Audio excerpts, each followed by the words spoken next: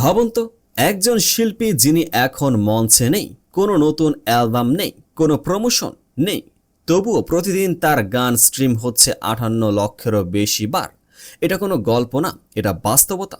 BTS এর Jungkook এমন এক নাম, যে নামটা উচ্চারণ করলে লক্ষ লক্ষ মানুষের হৃদয়ে একটা তরঙ্গ ওঠে। আর এই মুহূর্তে তিনি স্পটিফাইতে এমন একটি রেকর্ডও ভেঙেছেন যা এশিয়ার কোনো শিল্পী আগে কখনো করেননি।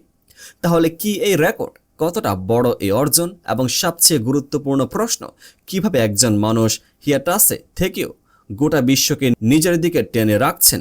আজকের ভিডিওতে আমরা সেই গল্পটাই বিশ্লেষণ করব একদম গভীরে গিয়ে। স্পটিফাই পৃথিবীর সবচেয়ে বড় মিউজিক স্ট্রিমিং প্ল্যাটফর্ম। এখানে প্রতি মাসে কোটি কোটি গান স্ট্রিম হয়, আর সেই প্ল্যাটফর্মে জংকুক এখন পৌঁছে গেছেন 10.5 বিলিয়ন কিউমুলেটিভ স্ট্রিমে।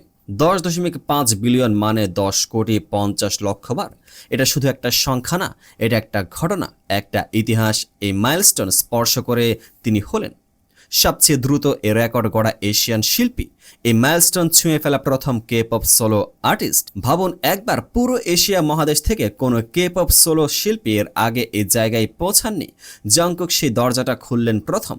আর শুধু এটাই না, তার স্পটিফাই ফলোয়ার এখন 1,94,00,000-এরও বেশি।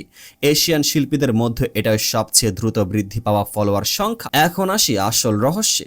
জংকুকের সবচেয়ে বেশি স্ট্রিম হওয়া গান হলো 7, যেটি ইতিমধ্যে 281 কোটিরও বেশি বার স্ট্রিম হয়েছে।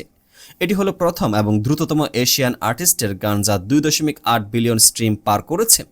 কিন্তু শুধু 7 না, জংকুকের মোট 4টি গান আছে যেগুলো প্রত্যেকটি 1.1 বিলিয়নেরও বেশি স্ট্রিম পেয়েছে।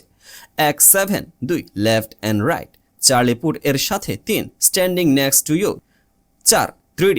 একজন এশিয়ান সোলো আর্টিস্টের এতগুলো গান বিলিয়ন ক্লাবে, এটা আগে কখনো হয়নি। 7 গানটি এখন স্পটিফাই উইকলি টপ সংস গ্লোবাল চার্টে একটানা 137 সপ্তাহ ধরে রয়েছে। এটাও একটা রেকর্ড কোনো এশিয়ান সোলো আর্টিস্টের গানের সবচেয়ে দীর্ঘ রান। এখানে আসে সবচেয়ে চিত্তাকর্ষক প্রশ্নটা। জংকুক এখন সক্রিয় প্রমোশনে নেই, নতুন গান নেই, স্টেজে পারফরমেন্স নেই, তবুও প্রতিদিন 58 লক্ষ স্ট্রিম।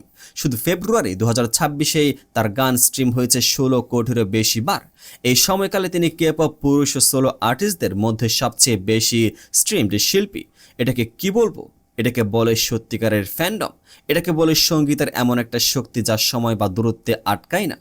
আর অ্যালবাম গোল্ডেন স্পটিফাইয়ের উইকলি টপ অ্যালবামস গ্লোবাল চার্টে 116 সপ্তাহ ধরে রয়েছে, এশিয়ান শিল্পীদের মধ্যে সর্বদীর্ঘ রেকর্ড। তাহলে পুরো গল্পটা আমাদের কি বলছে? জংকুক শুধু একজন কে পপ স্টার না, তিনি এমন একজন শিল্পী যার সঙ্গীত এখন বাধাহীনভাবে ছড়িয়ে পড়ছে গোটা বিশ্বে।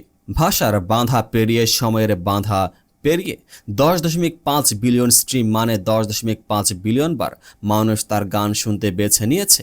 এই পছন্দরাই তার সত্যিকারের শক্তি। এবং এই যাত্রা এখনো শেষ হয়নি, বরং মনে হচ্ছে এটা কেবল শুরু। আপনি কি মনে করেন জংকুক ভবিষ্যতে আরো বড় রেকর্ড করবেন? কমেন্টে জানান। আর যদি ভিডিওটা ভালো লেগে থাকে তাহলে এখনই লাইক করুন এবং চ্যানেলটি সাবস্ক্রাইব করুন, কারণ এরকম গভীর বিশ্লেষণ প্রতিদিন পাবেন শুধুমাত্র এখানে। পেজটিকে ফলো করে পাশে থাকুন।